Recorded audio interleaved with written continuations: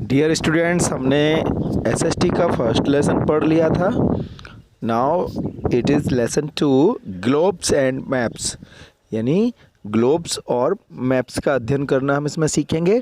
Globe मतलब अर्थ का model जो आप पहले भी देख चुके हैं, और मैप्स अर्थ पे जितनी भी स्ट्रक्चर्स बनी हुई हैं, जो भी कंट्रीज़ हैं, उनको मैप पे दिखाकर एक प्लेन कागज़ पर मैप बनाकर दिखाते हैं, तो वो मैप्स हैं। इनके द्वारा हम पूरी अर्थ का अध्ययन करेंगे, स्टडी करेंगे इसकी। आगे देखते हैं। मैं इस लेसन का ट्रांसलेशन बताते जाऊंगा, आपको इसके मीनिंग लिखने हैं। You have just learn the lesson 1 that the earth is round. आपने लेसन 1 में पढ़ लिया है कि अर्थ एक राउंड ह्यूज बॉल होती है। In fact the earth is so big that we can see only a very small part of it at a time. और हम एक बार में, एक समय में इसका बहुत छोटा सा पार्ट ही देख पाते हैं। तो फिर हम इसका अध्ययन कैसे कर सकते हैं?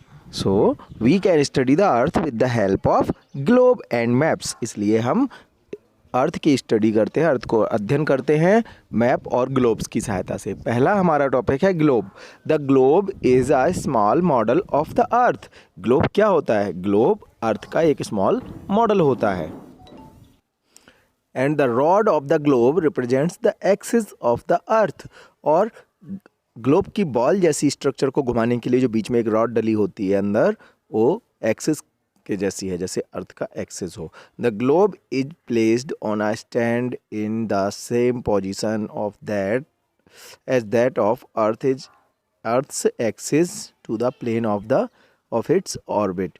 मतलब अर्थ अपने ऑर्बिट में सूरज के चारों तरफ घूमती हुई जिस तरह से टेढ़ी है, वैसा ही ग्लोब में भी अर्थ को टेढ़ा दिखाया जाता है। आपने ग्लोब मैंने आपको दिखाया था, स्कूल में भी आपने देखा था, और इस चित्र में भी आपको दिख रहा है, ऐसे ही टेढ़ी होती है अर्थ अपने ऑर्बिट पर।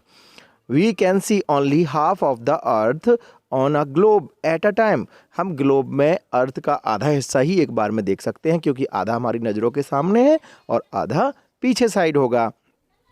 We can see only look at the globe carefully. Globe को सावधानी से देखो, ध्यानपूर्वक देखो। इट हैज से सम ब्लू एरियाज। इसमें कुछ ब्लू एरियाज हैं, वो क्या है? यस, ओशंस या सीज हैं, समुद्र है। These areas are water bodies. ये वाटर बॉडीज हैं, ये पानी भरा हुआ है। The other areas shown in different colours are land. और अन्य रंग में जो एरियाज दिखाए गए हैं वो लैंड है। यानी सारी पृथ्वी पर अधिकतर क्या भरा हुआ है? पानी। और पानी के बीच में से कुछ अर्थ हमारी बाहर निकली हुई है, लैंड का कुछ हिस्सा बाहर निकला हुआ है। The large water bodies are called oceans. Large water bodies को ओशंस बोलते हैं, सागर बोलते हैं। There are 4 oceans in all. पूरे 4 सागर हैं, 5वां भी है एक, आपको बता देंगे अभी। They are Pacific ocean, Atlantic Ocean and Indian Ocean and Arctic Ocean। ये 4 ओशंस आपको याद रखने हैं, Pacific, Atlantic, Indian and Arctic ocean.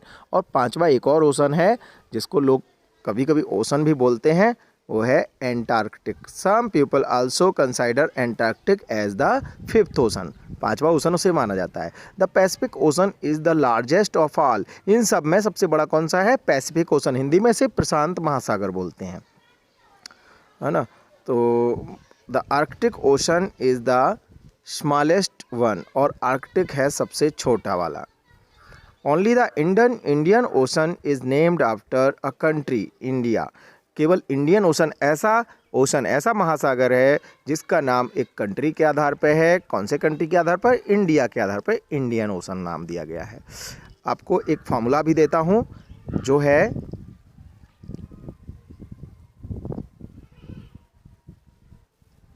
पाइया यानी पहिया। इस पहिया में P for Pacific, A for Atlantic, I for Indian, A for Arctic, और फिर से एक और A जोड़ सकते हैं एंटार्क्टिक के लिए।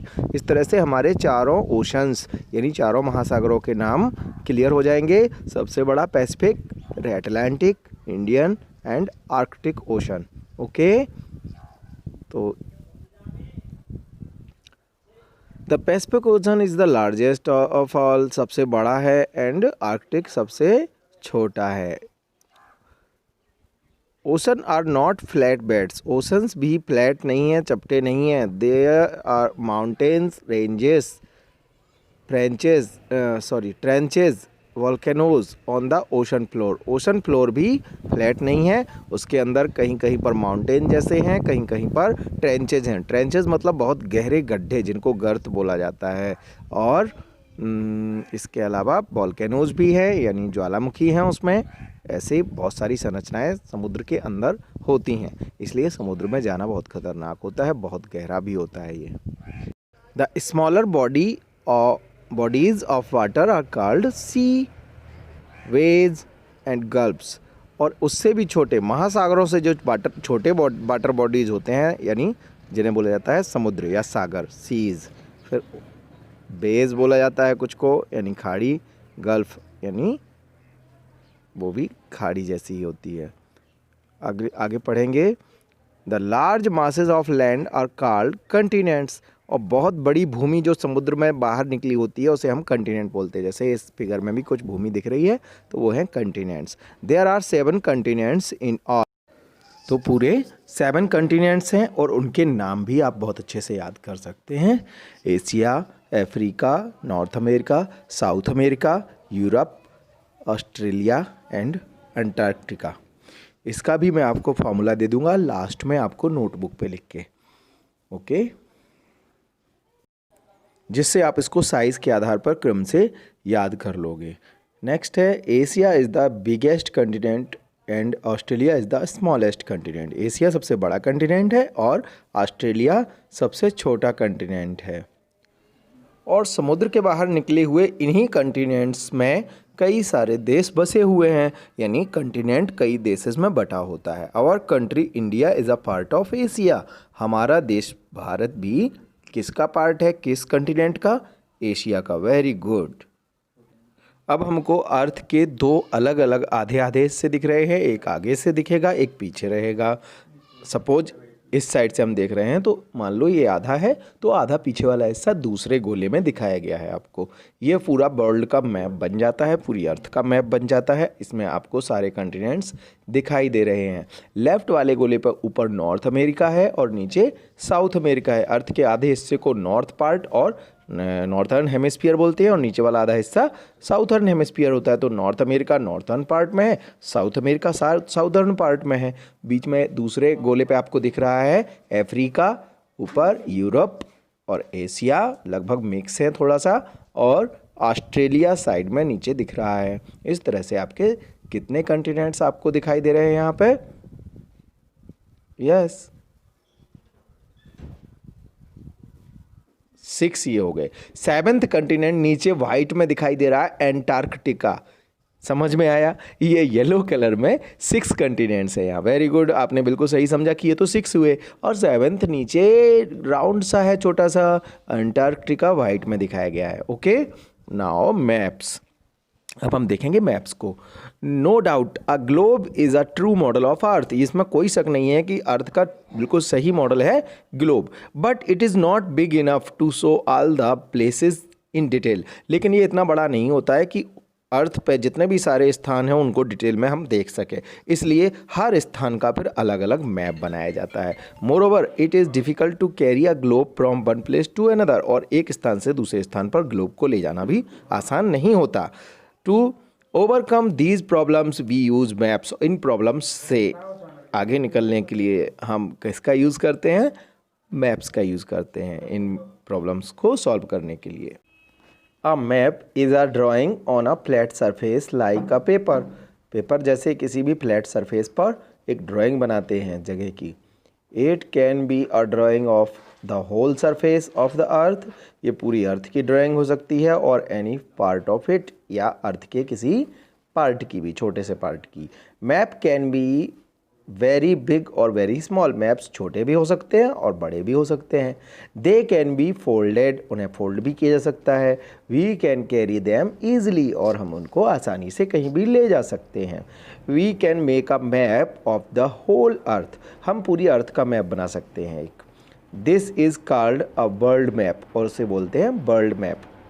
We can see a big map hanging on the wall of the classroom. हमारी क्लासरूम में भी आपको मैप दीवार पे मैप टंगा हुआ मिल जाता है, मिलता है ना, आपने स्कूल में देखा होगा ज़रूर, है ना। This is called a wall map, और ऐसे मैप जो दीवार पर टांगे जाते हैं उन्हें वॉल मैप कहते हैं। A book of maps is called an Atlas, और मैप्स की एक बुक आती है, आपको दिखाई गई है क्लास में, एटलस। एटलस भी बहुत काम की होती है, उसमें वर्ल्ड के सारे मैप्स, छोटे छोटे भी होते हैं अलग अलग देश के, पूरा वर्ल्ड मैप भी होता है, सारे मैप्स उसमें आ जाते हैं, और उनमें प्लेस को ढूंढना भी आसान होता है क्योंकि उसमें लॉन्गिट्यूड और लैटिट्यूड भी दिए रहते हैं, एक लिस्ट दी रहती है पीछे प्लेसेस के नाम की, अल्फ़ाबेटिकल ऑर्डर में, डिक्शनरी जैसा। तो उसको देख के हम कोई भी जगह किस पेज पर है, किस जगह पे है, वो आसानी से ढूंढ लेते हैं।